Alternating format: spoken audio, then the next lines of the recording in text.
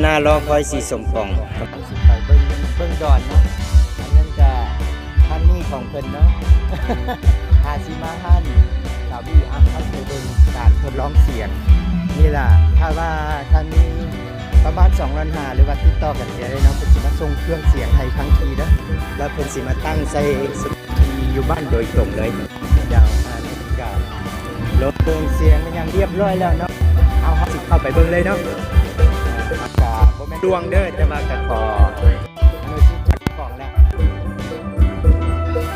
นี่ละเครื่องเสียง2 ล้าน5ก็บ่ใหญ่ปานใดเนาะพอใช้ได้ ก็มีดนตรี ไม่ยังมาพร้อมได้แบนมาพร้อมก่อน2 ล้าน5นี่ได้กีตาร์ได้แบนน้อยมานำเนาะ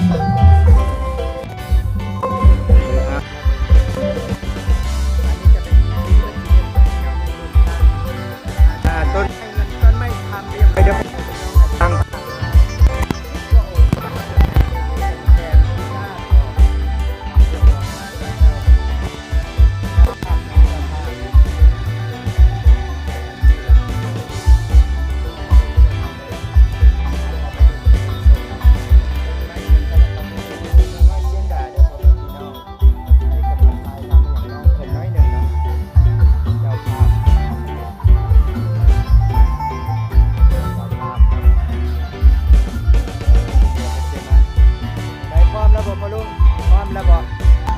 ลงวิธีแล้วบอก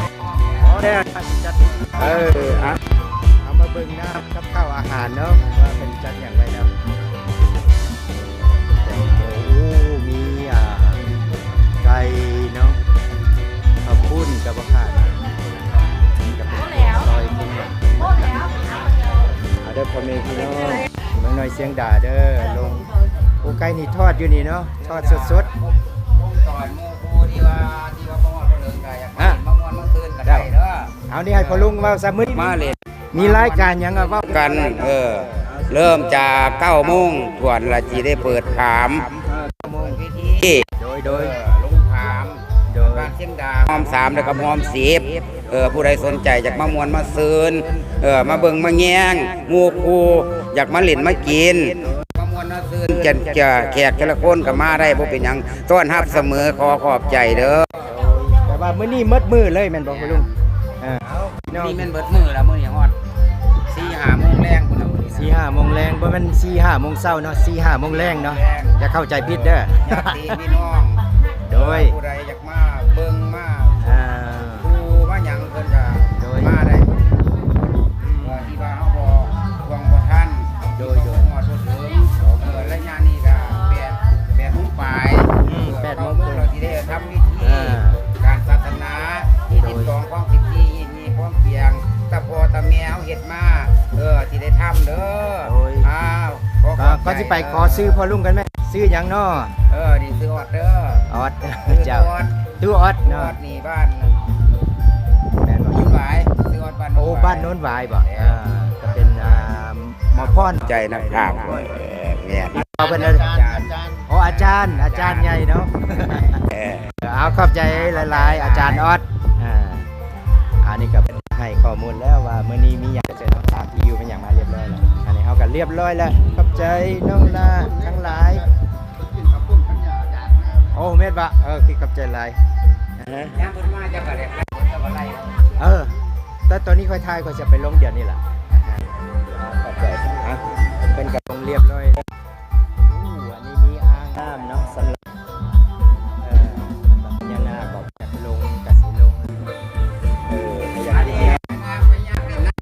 โอ้มี ทางสิริองค์พญานาคเด่นน้ำ องค์ใด ที่ว่าเพิ่นมักเล่นน้ำที่ว่าพญานาคมันเพิ่นจะเล่นน้ำอยู่ในครั้งนี้ เพราะว่า ได้น้ำมังกรใส่ประมาณ5 กิโล แม่นบอก แม่น เพราะว่าหมู่ค่อยบอกว่าขั้นไปชุดนี้อย่าลืมไปยามเจ้าพ่อนักขราชเด้อ